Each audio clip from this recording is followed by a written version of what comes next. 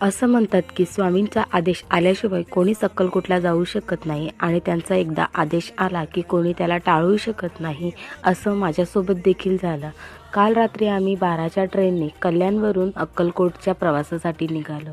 घरून जेवण वगैरे घेऊनच निघालो होतो. अक्कलकोटचा हा प्रवास माझ्यासाठी खूप खूप स्पेशल होता. ट्रेनमध्येच आम्ही जेवण वगैरे केलं, कारण की निघताना खूप घाई गडबड झाली होती. अक्कलकोटला पोचल्यानंतर तिकडे खूप थंडी होती आणि स्वेटर वगैरे घालूनच आम्ही तिकडे पोचलो होतो. तिकडे गेल्यानंतर अगोदर आम्ही नाश्ता वगैरे करून घेतला होता, कारण की पहाटेला आम्ही पोचलो होतो.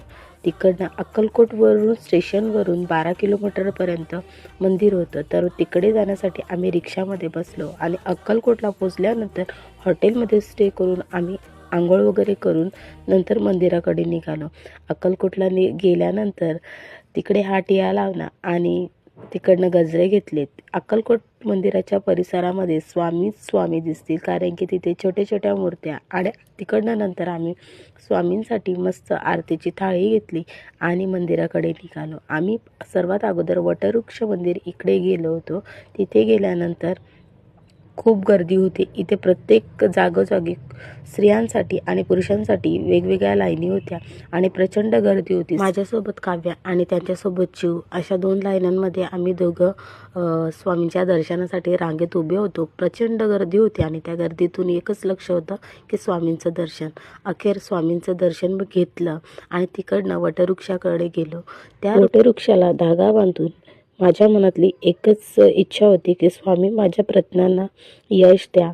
मेहनत मी करेल, पण माझ्या पाठीशी तुमचा हात नक्की ठेवा. त्या सगळ्या भावना मी कॅमेऱ्यात कॅप्चर करून घेतल्या आणि वटवृक्षाच्या परिसरात थोडा वेळ मी तिथे बसली. मन इतकं प्रसन्न वाटलं होतं. भाविकांची गर्दी तुम्ही बघू शकता. भरपूर अशी गर्दी होती आणि तिथे 40,000 रुद्राक्षांनी स्वामी समर्थांची एक फोटो फ्रेम तिथं बनवलं होता. भाविकांची तिथे भरपूर गर्दी होती.